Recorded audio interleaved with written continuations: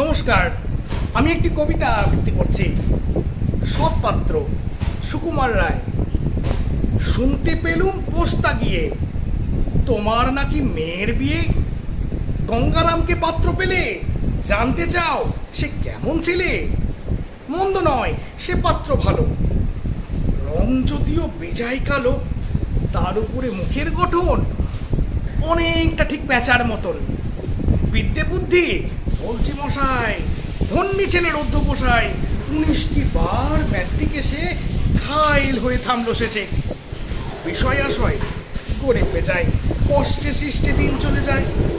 মানুষ তো নয় ভাইগুলো তার, একটা পাগল একটা কুমার, আরেকটি সে তৈরি ছেলে।